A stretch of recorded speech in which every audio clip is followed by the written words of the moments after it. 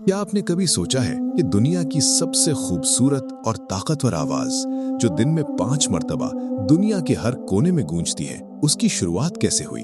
جب مسلمان مکہ سے ہجرت کر کے مدینہ پہنچے تو نماز کا وقت تو مقرر تھا، لیکن لوگوں کو اکٹھا کرنے کا کوئی طریقہ نہ تھا۔ کوئی کہتا تھا کہ عیسائیوں کی طرح ناقوس یعنی بگل بجایا جائے، کسی نے مشورہ دیا کہ یہودیوں کی طرح سینگ پھونکا جائے، اور کچھ نے کہا کہ پارسیوں کی طرح آگ جلائی جائے۔ لیکن اللہ کے رسول حضرت محمد صلی اللہ علیہ وسلم کو ان میں سے کوئی طریقہ پسند نہ آیا، کیونکہ آپ صلی اللہ علیہ وسلم مسلمانوں کی ایک الگ اور پاکیزہ پہچان چاہتے تھے۔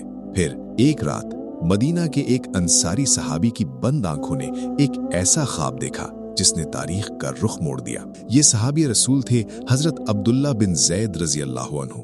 وہ فرماتے ہیں کہ میں نماز کے لیے فکر مند غم کی حالت میں سویا۔ خواب میں نے ایک شخص کو دیکھا جس کے ہاتھ میں ایک ناقوس تھا۔ میں نے اس سے کہا، اے اللہ کے بندے، کیا یہ ناقوس بیچتے ہو؟ اس نے پوچھا، تم اس کا کیا کرو گے؟ میں نے کہا، ہم اس کے ذریعے لوگوں کو نماز کے لیے بلائیں گے۔ اس اجنبی شخص نے مسکرا کر ایک ایسی بات کہی جو عبداللہ بن زید کے دل میں اتر گئی۔ اس نے کہا، کیا میں تمہیں اس سے بہتر طریقہ نہ بتاؤں؟ عبداللہ بن زید نے کہا، ضرور بتائیے۔ تب اس غیبی شخص نے قبلہ رخ ہو کر پکارا، اللہ اکبر، اللہ اکبر، اشہد ان لا الہ الا اللہ، اور اس طرح اس نے پوری آذان پڑھ کر سنائی۔ عبداللہ بن زید حیرت اور سحر کے عالم میں یہ کلمات سنتے رہے۔ اس شخص نے انہیں پورا طریقہ سکھایا اور پھر کچھ دیر رک کر نماز شروع ہونے کا طریقہ یعنی اقامت کے کلمات بھی سکھائے۔ جیسے ہی صبح ہوئی، حضرت عبداللہ بن زید کے دل کی دھڑکنیں تیز تھیں۔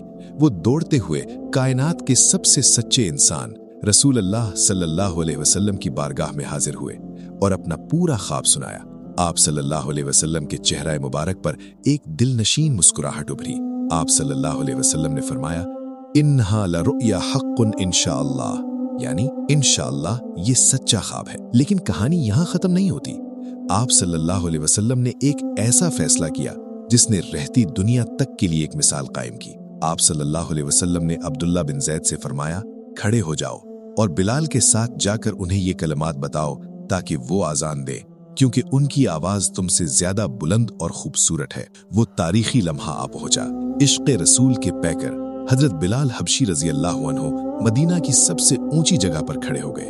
انہوں نے اپنی سحر انگیز، بلند اور سوز سے بھری آواز میں پہلی بار پکارا، اللہ اکبر، اللہ اکبر۔ مدینہ کی گلیوں میں یہ آواز جیسے ہی گونجی، ہر گھر میں ایک سحر طاری ہو گیا۔ روایات میں آتا ہے کہ حضرت عمر فاروق رضی اللہ عنہ اپنے گھر میں تھے۔ جب انہوں نے یہ کلمات سنے تو وہ اتنے وجد میں آ گئے کہ اپنی چادر گھسیٹتے ہوئے تیزی سے بارگاہ رسالت میں پہنچے اور عرض کیا، یا رسول اللہ، اس ذات کی قسم جس نے آپ کو حق کے ساتھ بھیجا، میں نے بھی بالکل یہی خواب دیکھا جو عبداللہ بن زید نے دیکھا۔ رسول اللہ نے یہ سن کر اللہ کا شکر ادا کیا اور اس طرح زمین کے کلمات کو آسمانی تائید مل گئی۔ سبحان اللہ! ایک صحابی کی فکر، ایک سچا خواب، اللہ کے نبی صلی اللہ علیہ وسلم کی تصدیق اور حضرت بلال کی خوبصورت آواز، ان سب سے مل کر بنی ہماری آذان۔ آج 1400 سال گزر جانے کے بعد بھی زمین کا کوئی ایک سیکنڈ بھی ایسا نہیں جاتا جب دنیا کے کسی نہ کسی کونے میں بلالی آواز کا یہ تسلسل گونج نہ رہا ہو۔ اگلی بار جب آپ آذان سنیں تو اس کے پیچھے چھپی اس خوبصورت تاریخ اور محبت کو اپنے دل میں ضرور محسوس کیجیے گا۔